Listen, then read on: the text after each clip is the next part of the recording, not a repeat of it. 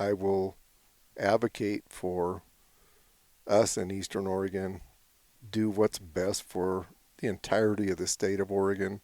I think this is one of the most brilliant states there is as far as landscape, the diversity of landscape. It is a wonderful state. It is a political train wreck a lot of times. And it's really disappointing, the disconnect that we have between the metropolitan areas and what we are out here.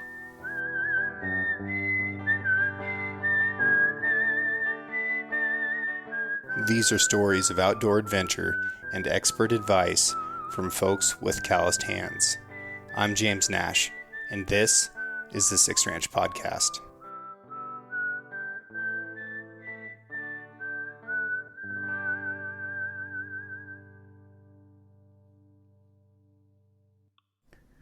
This episode of the Six Ranch Podcast is brought to you by Decked.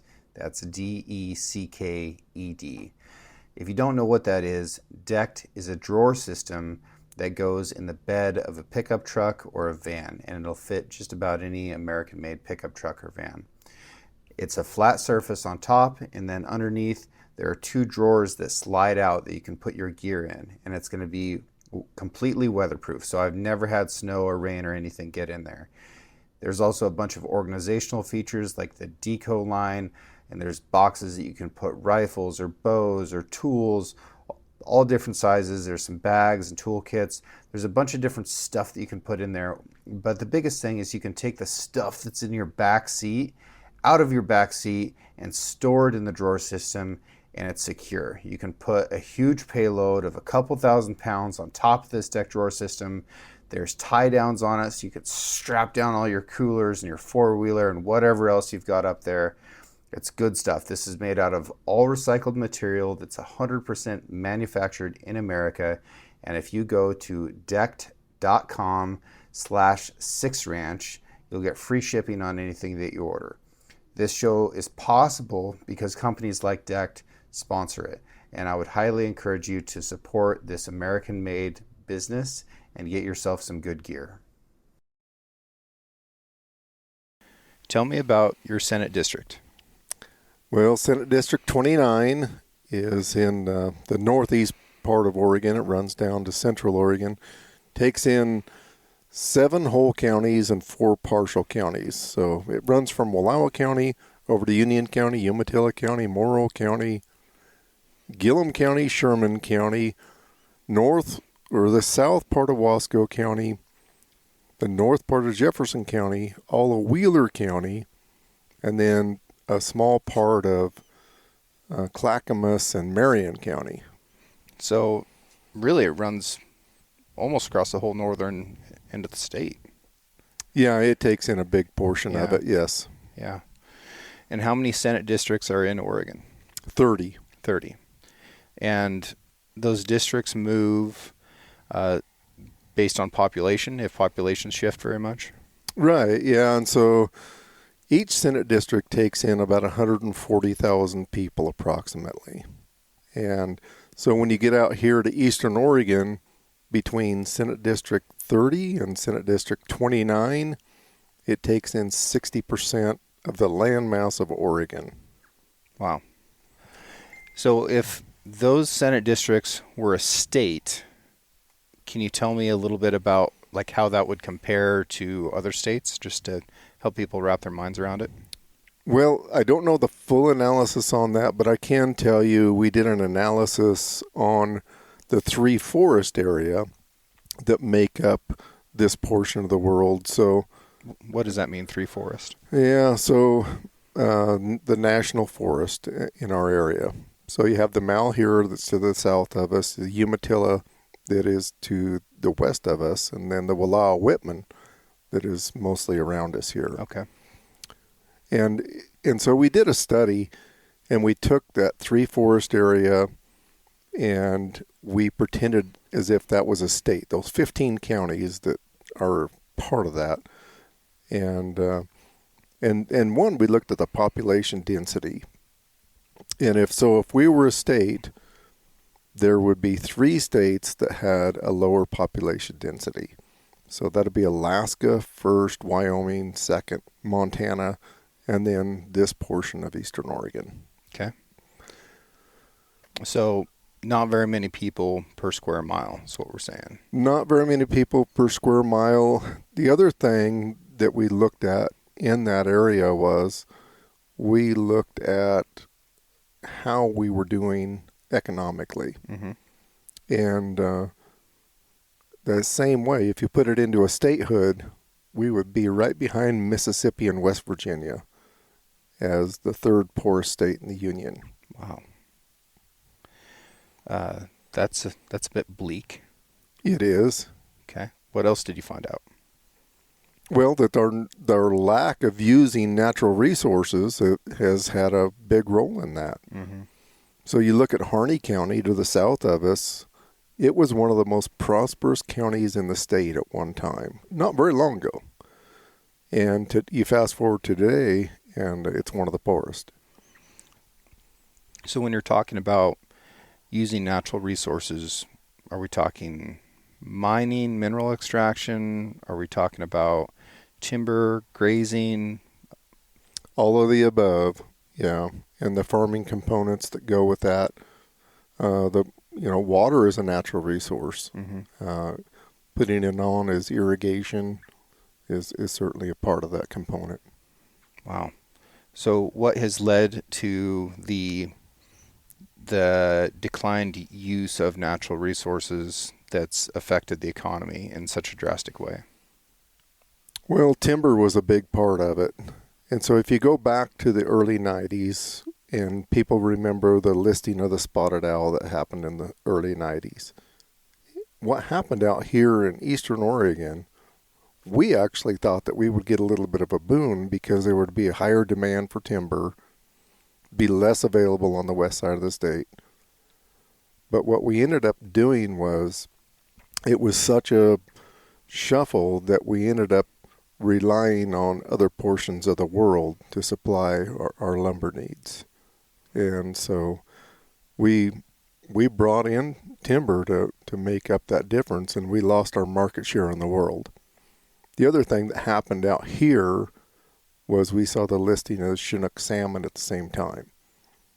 And when that took place, there were so many restrictions on what the forest could utilize, the process known as consultation between the Forest Service and National Marine Fisheries that is in charge of anadromous fish. Those sort of things ended up having a devastating impact on us. And that basically meant that the U.S. Forest Service, Region 6, being Oregon and Washington, were no longer allowing timber harvest, or were reducing it in a significant way? Yeah, I reduced it in a very significant way. Yeah. Can you put any numbers on that? Yeah. We were taking about 80 million board feet a year off the Wallowa-Whitman. Just here in this district, in the Wallowa Valley district. So not even the whole forest, just this not even portion the of the full forest. Yeah. And so you fast forward to today, and it's more averages out to more like 5 million. And so to give you, I mean, those are numbers that seem irrelevant. The mill that I worked at in 1994, the Boise Cascade Mill, we went through 30 million board feet a year there. The Little Joseph Mill, same way, 30 million board feet. The Rogie Mill in Wallowa, 30 million board feet. So 90 million board feet, 80 million of it was coming off the forest. And that was, that was sustainable. I mean, that was a significant cut, but it was sustainable. We grow that much and more. My kindergarten class had almost 70 students in it, and I graduated with, I think, 22 or 23. I can't think of a single dropout, but when I was in kindergarten, all 3 of those mills were functioning, and it was not only employing the mill workers, but it was, it was all the loggers, it was all the truck drivers, it was a huge part of the economy of the county. And a lot of those people just moved. They had to leave in order to find work and keep doing what their skill set allowed them to do. And it was really crippling to see that happen, and it happened really quickly after those mills closed. Now we do have Chinook salmon here in limited numbers. It's been many years since we had a Chinook salmon season open because the numbers are so low. But we've still got a lot of timber. So the natural mortality, meaning the number of trees that are dying of illness or old age or whatever, that's over 100 million board feet a year in this forest. It is, yeah. And actually, the last forest plan that was scrapped in 2018, the Forest Service recognized that they had a flawed plan, but it called for 65 million board feet to be taken off the Wallowa Whitman, and that included all sorts of salvage and firewood and the whole thing. So, but the attrition, like you said, what it's actually dying out there is well over 100 million board feet. And the thing that scares me even more than that is that the amount of timber that's dying is greater than the amount of timber that's growing. And it doesn't take a genius to look at that and think of it like it's your checkbook, and we are spending more than we're making. And where does that end up with our forest? Yeah, it ends up in a bad situation, and then, we've done a number of things to ourselves. We probably cut too many mature trees years ago, and left a lot of understory to come up. But we have a jackpotted mess out there, and we have these large fires that are hard to control, and we've done a good job at putting fires out, and so we have a massive fuel load. But we could do some management practices right now that would be really beneficial to the landscape. And there's a lot of good forest managers that want to do that, Yeah. that work for the Forest Service right now. There's some activists that just want to do nothing. There's some of the fisheries people that are just a royal pain. Their only focus is recovery of a species, and they don't have to look at the greater scheme of trying to provide the socioeconomics of a community. They don't have to look at the forest health. All they have to look at is the fish. And so they can say hands off of everything, but sometimes they inadvertently cause these bad situations, which end up making these giant fuel loads. And then when a canyon burns up that has an adequate place to spawn, for example, and it just becomes a big chimney and burns the entire thing up, that's not helpful either.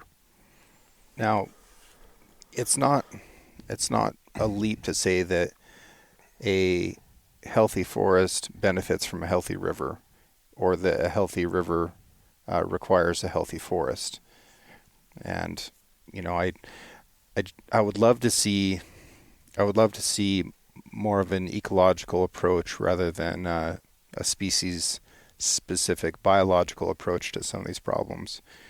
Because if you have a really unhealthy forest, because it's overgrown or because it's been burned too hot, or a multitude of things, and that's going to affect your fishery. So managing a forest through timber and grazing, timber harvest and grazing, is going to be helpful for those fish. But a lot of the litigation that occurs really prevents much progress there. Tell me a little bit about NEPA. I think that hamstrings a lot of these agencies, and it's something that most folks blissfully have never heard of. Yeah, NEPA, the National Environmental Protection Act, and I might have that P wrong. So the NEPA process is a process that is open to communities. It's open for everybody to weigh in on. But those processes are taking 5 years um, to accomplish. What's an Um, example of something that would require someone to go through a NEPA process? yeah, so if you had a timber sale that you want to put up, you want to do some forest health management, um, you have to go through the NEPA process. And so that process starts with scoping. And so the Forest Service would put out that they intend to do some work in this area. And so you have some public input there. I've even seen where, and they're not required to, they have input with pre-scoping. And anyway, once you get through the scoping process, then you develop a plan of what you're going to do there. Then you end up going through, and you have to have archaeologists come out to see if there's aren't any archaeological impacts. You would probably invite the tribes in to see if they have any values there that might be impacted. And then you have commissioners that have a status that they have cooperating agency status, and so they have the ability to um, have greater input on that within their own area. And then lastly, you have consultation. And consultation happens between the Forest Service and anything that is an endangered species. And so in this case, whether it be bull trout, Chinook salmon, um, it could be steelhead, Some kind of plant, maybe? yeah, Spalding's catchfly, pine needlegrass. I mean, the list goes on and on. It could be a little bug. It could be, a fungus. There's any number of things that will require consultation, either with U.S. Fish and Wildlife or with National Marine Fisheries. The tribes, some of the state agencies. Anyway, it becomes quite burdensome, and then after that consultation takes place, then these agencies will give a determination of what is going to take place, and it'll be not likely to adversely affect or likely to adversely affect. And if it's likely to adversely affect, then you need to show more management in order to move forward, or you're subject to litigation, and it opens the door up for these environmental groups to come in and sue. Now, they don't actually need the likely to adversely affect to go ahead and sue, and they do on a regular basis without that, but it sure lends toward the ability for them to win. So recently there was a timber project in one of our communities in the Lostine River corridor where the people that lived there didn't feel safe because if fire caught in that drainage, then chances are every home in that community is lost. And there's only one way out. It's a pretty dangerous spot, and the timber was definitely in a condition where if something like that happened, it would be very, very difficult to fight fire in. And this went through the NEPA process, and it had to go to what level of the court system through lawsuits before we were able to go in there and have a local outfit selectively harvest some trees. Yeah. And that actually didn't go through full-blown NEPA. There's a next step below that called the categorical exclusion. But within the 2018 Farm Bill, and I think I have that right, it was 2018, there was an allowance for up to 3,000 acres if you could identify an area that was vulnerable to fire. And so this particular one was even put on a higher alert because the governor of Oregon and a task force had identified this as a safety corridor that needed to be addressed. And so the Lostine Safety Corridor was the name of the project. And I actually weighed in on that. I commented on it before I was ever a commissioner. And so 2016. But at any rate, that particular place, and you know it well, but there's one way in, one way out. In many places, it's a one-way road, and Yeah, single lane. so single lane, yeah. And so you know, we have a tremendous amount of campers that go up there, and so it sought to put a few things in there. One of them, which was kind of in the middle of that 11-mile stretch, having a meadow form that a helicopter could land in there and maybe help evacuate people out, or maybe refuel, or any number of things that would be needed. But and then really was just looking at thinning it out, so that and making some escape places there where people could seek refuge. But at any rate, yeah, that was an interesting case there where I got Wallowa County in as an intervener. Western Resources Legal Center helped us take the case on, and so we went first to court, federal court over in Pendleton. Then it got sent on to Portland for further review, and eventually it went clear to the Ninth Circuit, which is up and down the West Coast. But there's two different places the Ninth Circuit's heard. One's in San Francisco, one's in Seattle, and so the case ended up in Seattle. I drove up there and listened to the last of it, and the environmental community, they were adamant, not to touch this, and Not to touch it, as in they didn't want any trees taken out of there. No, they didn't want any trees taken out.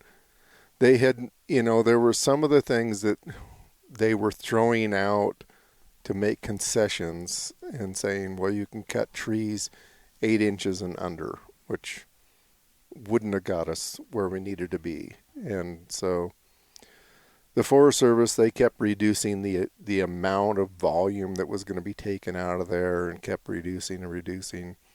And it was kind of disappointing in the end, what actually got taken out. But it's better. It's much better than it was.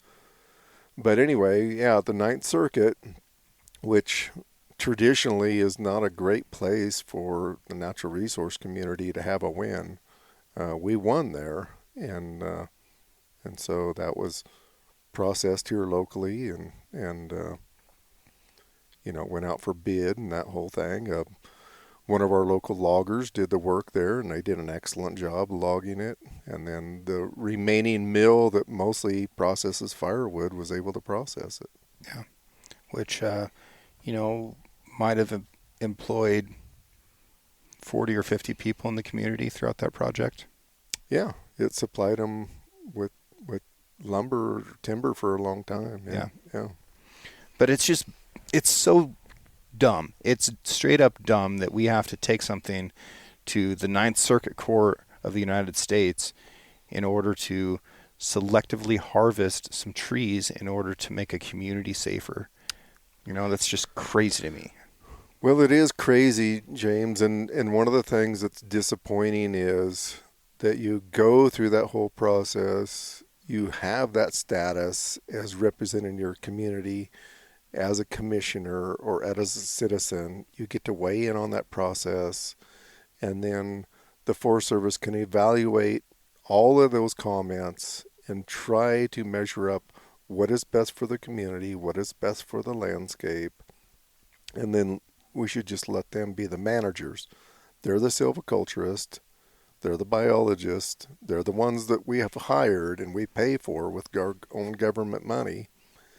And the process is thorough. Even a categorical exclusion is usually taken 2 to 3 years to go through that process. So it's it's it's thorough. Everybody gets a shot at it, and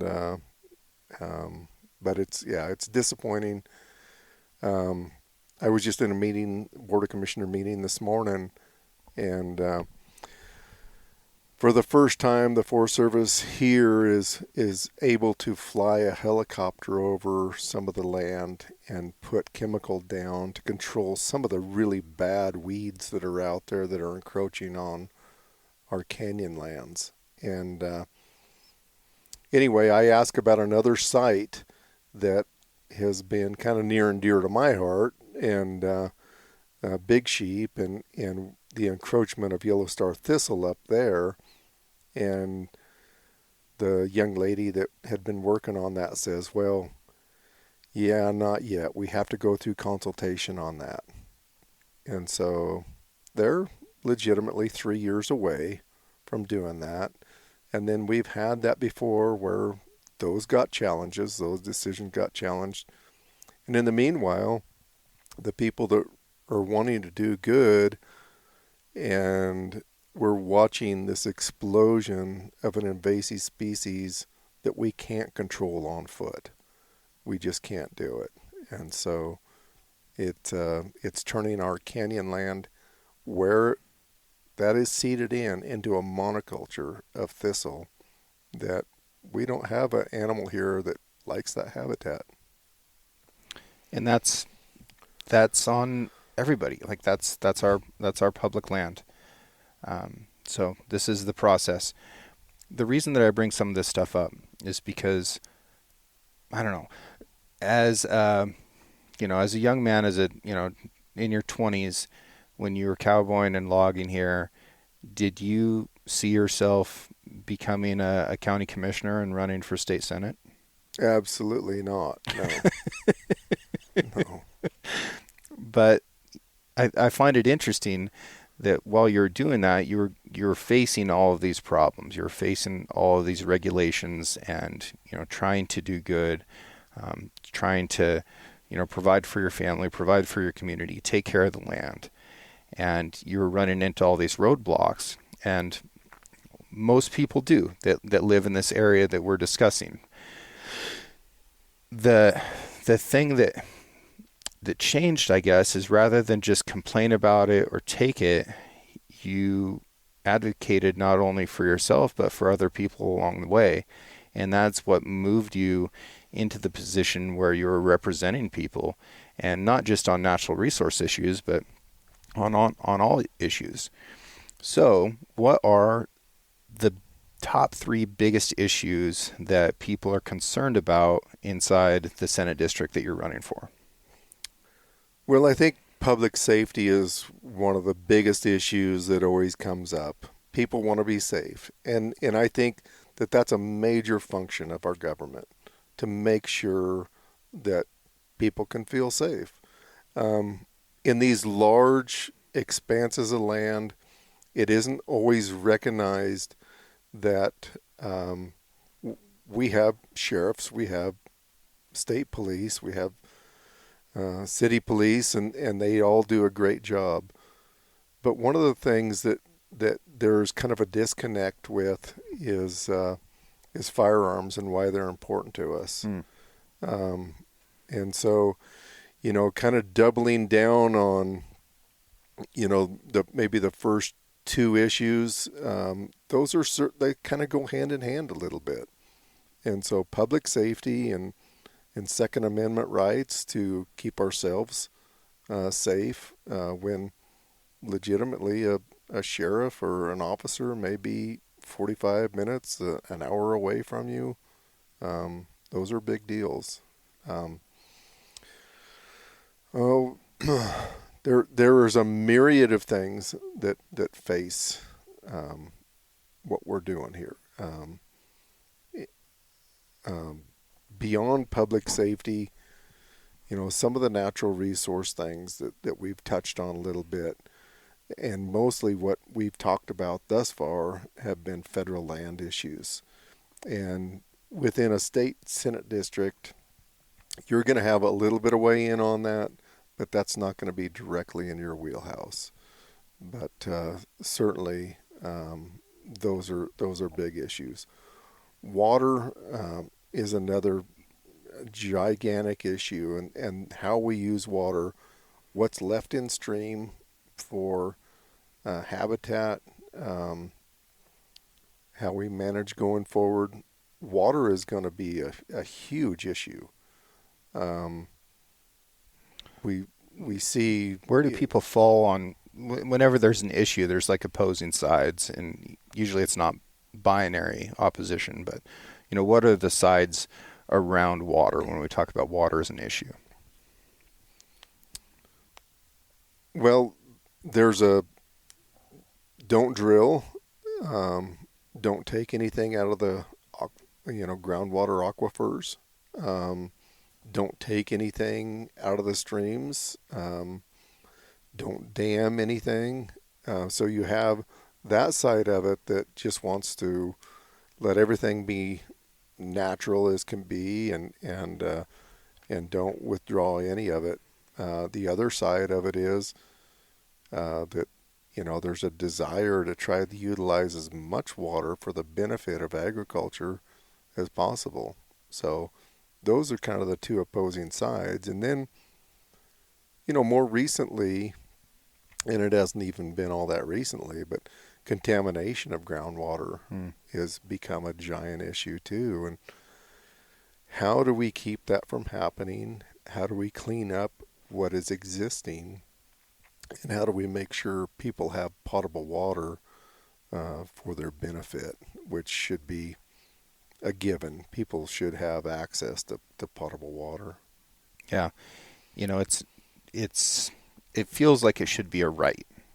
It feels like it should be a right, but it isn't one, and it is something that largely distinguishes the first world from the third, is access to clean water. Yeah, yeah. I think you're exactly right. Yeah, we have taken that for granted, and we've taken it for granted that it's not only going to be clean, it's going to be contaminant free. Mm. And um, and we need to do a good job about making sure that we don't contaminate a precious resource like that. Yeah. Okay. Roads, are another thing that when we talk about down to the ground issues, transportation, we have some struggles in this state. There was a transportation bill that was done back in 2018, and we thought at that time it raised our taxes quite a little bit at the gas pump. It didn't address electric vehicles. It didn't address the fact that vehicles were becoming so much more efficient. So we have a larger component of people that are driving on the highway that aren't paying in at the same rate as others. And so that bill that we thought was going to be the panacea, we are seeing a struggling ODOT right now, and Oregon Department of Transportation. We're seeing the county struggle, the city struggle. And at the same time, we saw inflation go up to where the oil that we're using for asphalt and all of the mechanisms, wages, everything else went up with it. And so roads have become a huge issue, and will continue to be. And it's going to be one of the things that is going to have to be addressed into the future. How we maintain our infrastructure. The other thing that we need to address is some of the federal funding that comes. A lot of the federal funding can be used for new projects, new bridges, but very little of it can be used for maintenance. And so, that's something that needs to be addressed. We don't necessarily need a whole bunch of new stuff. we need to be able to maintain what we have. So what's your plan for roads? Well, at this point, we need to be able to have more revenue. That's all there is to it. Where that comes from, I don't know. Yeah. What are people's thresholds? The example I give here in Wallowa County is going back to the 1970s when we had big or big timber receipts, I should say. We were able to have a crew of over 20 people, 24 people, I think, at the kind of the apex of that. So you fast forward to today, and we still have the same number of roads, and we have 8 people. And that's what we can afford. Yeah. So the budget in the 70s was $2.5 million for those 24 Yeah, people. that was coming off of the federal forest, yeah. And then we get SRS payments now that we're supposed to replace that. And with all the inflation and everything that's taken place, we get $600,000 a year from SRS payments. And SRS isn't necessarily something that we know we're going to get every year. In these communities in Eastern Oregon, in your Senate district, a lot of them are a long ways away from the interstate, right? So where we are here, we're a little over 60 miles away from the interstate. If that interstate closes, which it often does in the wintertime, just about every single storm that'll close. Sometimes it's closed for a while, and it might be for a section that's a couple hundred miles long.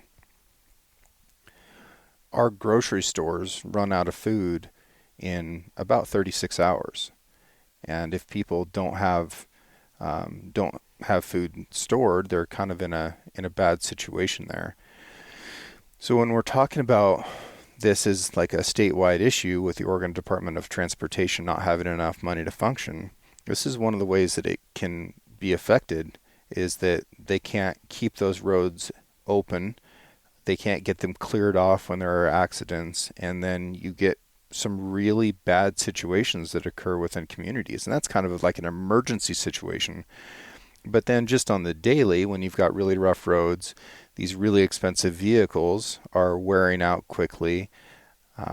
It's harder to get around. There's just transportation is a big part of our life out here. I see stuff come up at the state occasionally that they talk about wanting to put in a mileage tax.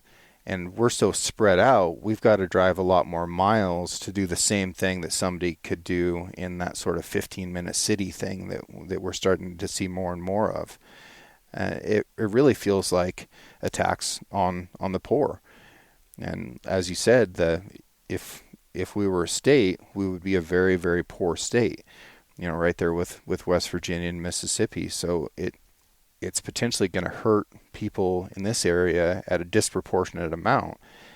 As far as trying to find a new source for that revenue to be able to maintain our roads, to fix what we have, and then replace the things that are worn out, that's a massive challenge.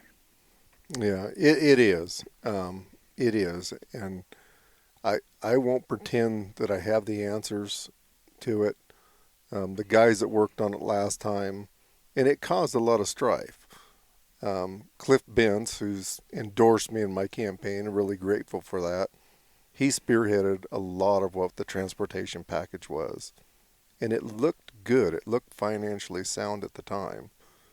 Like I said, just didn't anticipate as many vehicles that were going to use way less fuel than what we're using today.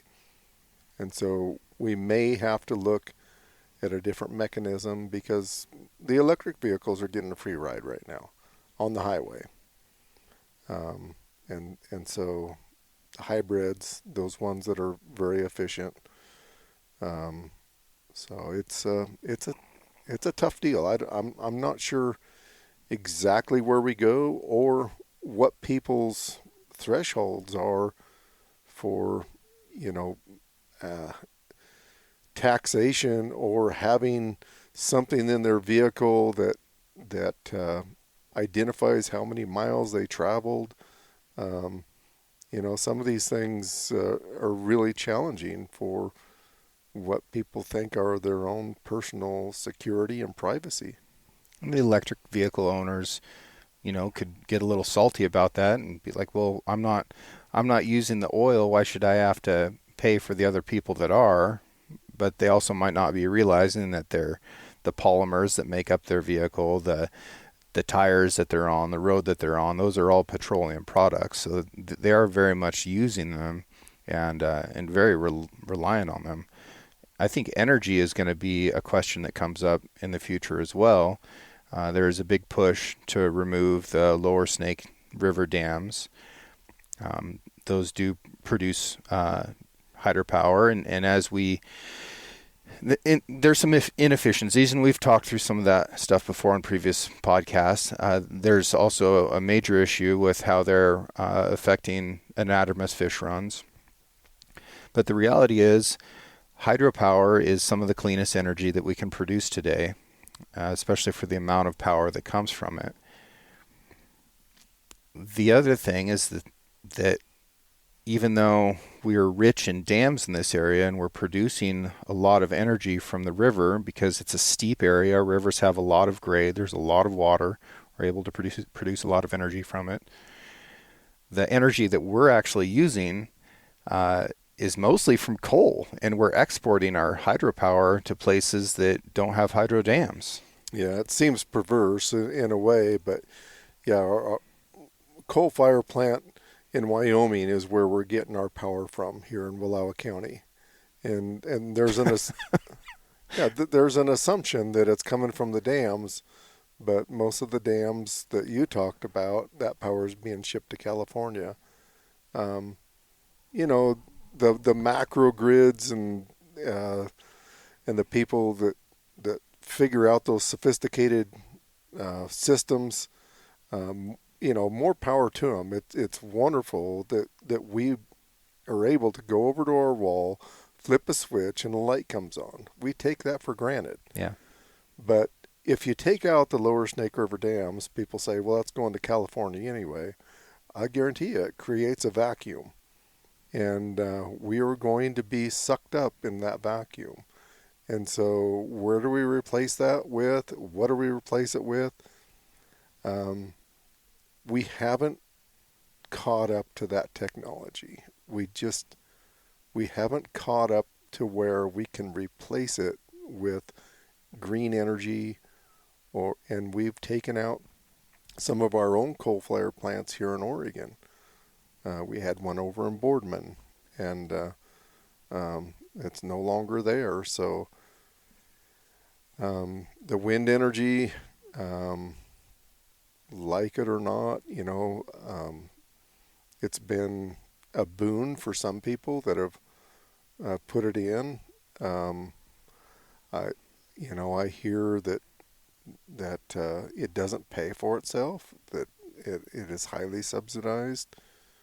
Solar, kind of similarly.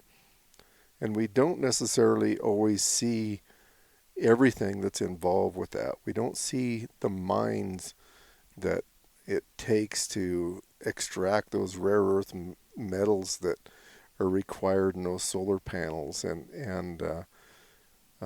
it's an interesting thing when you start digging into what it costs to be green.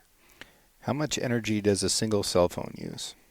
Well, that is interesting because people would look at their cell phone and the little tiny light wire charger that they have and think, well, that doesn't take very much. But the smartphones we have take the equivalent of running a regular size refrigerator. How is that possible? Yeah, it doesn't seem to comport, but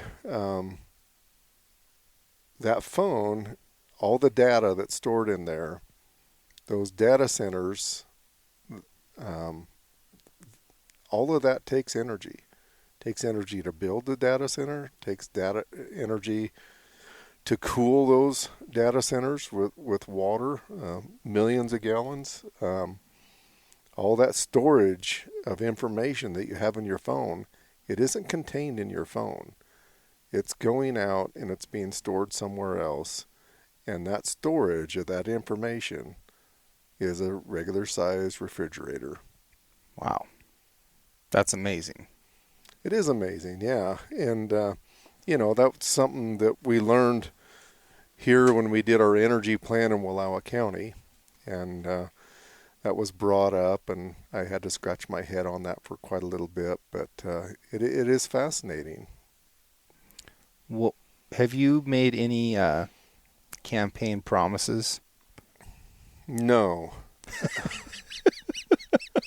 The only thing that I can promise, James, I have a long history of advocating for a lot of different things, as you know. I have a lot of experience going to Salem and having some success in places that we didn't think we'd have success, and some major losses where we should have had wins. I don't give up. I don't have it in me to do that. And I'm persistent. Um, I will show up. I will advocate for us in Eastern Oregon, do what's best for the entirety of the state of Oregon. I think this is one of the most brilliant states there is as far as landscape, the diversity of landscape. It is a wonderful state. It is a political train wreck a lot of times. And it's really disappointing, the disconnect that we have between the metropolitan areas and what we are out here. I'll tell the story straight up, and I won't sugarcoat it. And I'll try to speak like people from Eastern Oregon speak. And that's where we've had success. I'll be authentic. I'll show up. I'll do the work. I'll dedicate what I have to it. And this will be my full-time job. It's a very part-time pay, but this will be what I do. Why do it? It's a matter of, for me, kind of an organic process, if you will. Like you said earlier, did you see yourself being a commissioner? I didn't see myself being president of Oregon Cattlemen's. People mentioned that a long time ago, and I thought, what in the heck are you talking about? I'm not doing that. And then all of a sudden, there you are, and you have people ask you to do it. You're capable of doing it. You're placed in where you can actually win, or you have support from those that you love and respect, and somebody needs to do it. I think I'm well equipped at this point in my life to do it. And so when you get asked to do something, you go through some processes of either I can't do it, I can do it, or I won't do it. And I can do it, and I will do it. And there was a time a few years ago when our good friend Greg Barreto stepped down after serving 6 years as state representative, House District 58. And he asked me, he said, Todd, I want you to run for my position when I step down.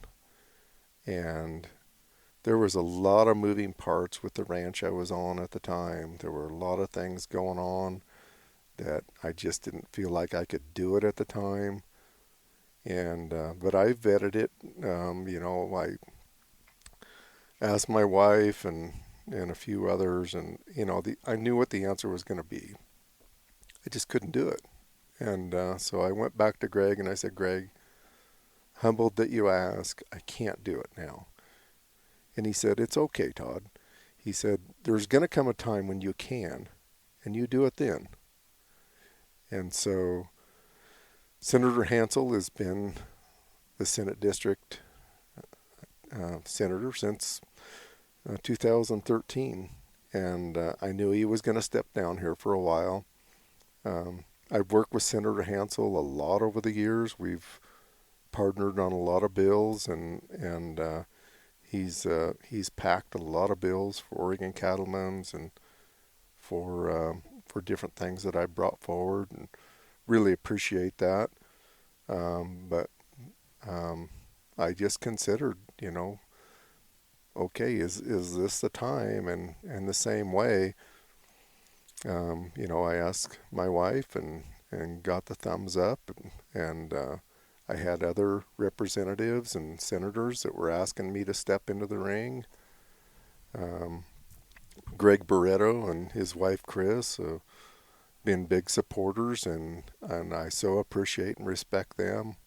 And so here I am. I'm running for a state senate position that I would have never dreamed that I would be running for, but I am, and it's just where the Lord put me for right now, and I feel like that's what I need to be doing.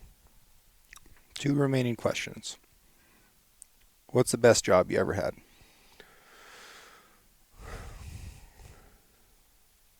Being a father is the best job I ever had, James. It's a giant responsibility, and it probably isn't the answer that you were looking for, but it is a job. And you talked about working hard for your family and that sort of thing. That's a real source of pride to be able to go do a job for your family, and and then there were a lot of challenging jobs out there. There was some of those jobs that required doing a lot of really hard physical work, and there was some fun stuff too, of course, but that was probably the biggest one. Being a county commissioner has been extremely rewarding as a job that I actually get paid for. I've loved being able to have that position to where I walk in a room and I'm not necessarily Todd Nash. I'm Wallowa County Commissioner, and you respect the people of my county, and taking that mantle on, and being able to represent the people of Wallowa County has been just a tremendous opportunity, and I've never taken it lightly. The first time I got elected, I just couldn't hardly believe it. I won by 65% in the 3-way race in the primary. The second time, I didn't have a challenger, and I think getting reelected was probably a greater honor than the first time, because people had a trust in me enough to continue on. So those right there, some of the volunteer work, through Oregon Cattlemen's Association, kind of similarly though, when, you're president of an association like that, and the top food commodity in the state of Oregon that you get to represent. And, as you indicated earlier, there's so many things that surround that, from the processors to the guys that actually raise the cattle, to the retailers, to the people that have steakhouses. It's they're all interconnected, and to be able to advocate for an organization and a people that you love and respect, that's a big deal, and those are the things that I love the most. Okay. All right. So if folks have liked what they've heard so far, there's 2 ways that they can support you that I can think of. One is to vote for you, and the other is, man, you put 1,500 miles on a flatbed pickup last week, cruising around the Senate district, listening and talking to folks. Yeah, 1,500 miles just in the Senate district, and then I also went to Salem as well. Yeah. On top of that. That's not free. So campaigns are expensive. If people want to contribute to your campaign, how do they do that? Yeah. And just a side note on that, I haven't used any campaign money for my own vehicle mileage, for fuel. I haven't used any campaign money for lodging. That's come out of my own pocket. And so campaigns are very expensive. But yeah, I would love to have support. I have a website you can go to, votetoddnash.com. And on that website, you'll find a place where you can donate. And I would love to have a donation. There's a place there where you can check endorsement. I would love to have your endorsement. I would love to have more endorsements than anybody else out there. And we've gotten a lot of them. A lot of individuals, a lot of great big notables as well. Okay. Well, I feel pretty comfortable in saying that the Six Ranch podcast endorses your campaign, and I think you're going to win. I'm hopeful for you. I'm also nervous. I think it's going to be a tough job. I think it's going to take a lot out of you, but I also think that you're more than up to the task, and you've fought harder fights before and won. I'm also nervous that I'm going to end up getting dragged into a bunch of stuff too that that I don't necessarily want to do, but it's not always about what you want to do, it's about what needs done. And I think that is the general direction of everything. Like that's the dominating force that we're talking about here. It's not necessarily what you want to do, it's what needs done. Yeah, and you're not the only one that's going to get drug into it. I have members of this community, members of this Senate district that are experts at things. And I was told a long time ago, even as a county commissioner, you can never be an expert on everything. You're never going to be an expert on roads. You're never going to be an expert on recycle or landfill, or you're not going to be the expert on the fairgrounds or any number of other functions that we have within our county. And the list goes on and on and on within a county government. But you can access those people that are experts.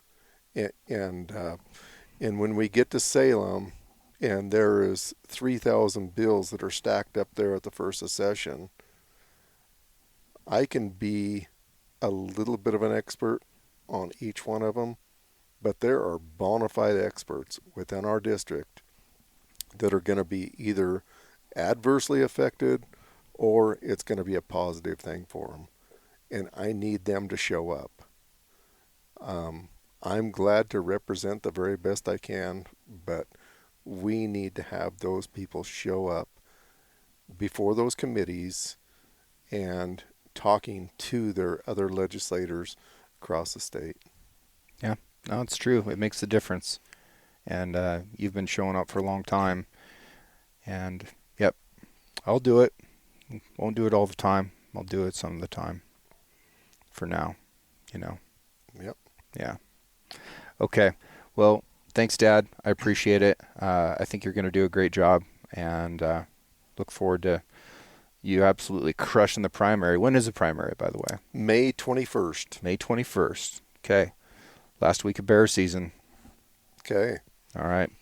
Well, hopefully I have my bears wrapped up by then, but I'll be voting for you, and I hope the people that really care about their communities, about their natural resources, about just making sure that they've got somebody who's in their corner, a blue collar guy that understands them and is willing to step up for them, and isn't going to get corrupted.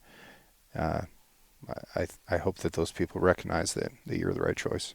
Yeah. Well, thank you, James. I appreciate your support. Okay. Thanks, Dad. Yep. Bye.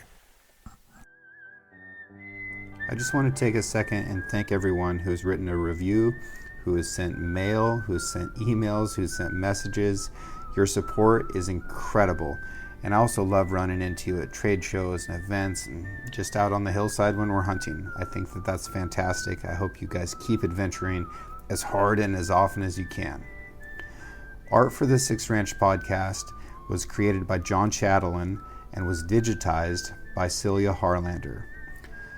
Original music was written and performed by Justin Hay, and the Six Ranch podcast is now produced by Six Ranch Media. Thank you all so much for your continued support of the show, and I look forward to next week when we can bring you a brand new episode.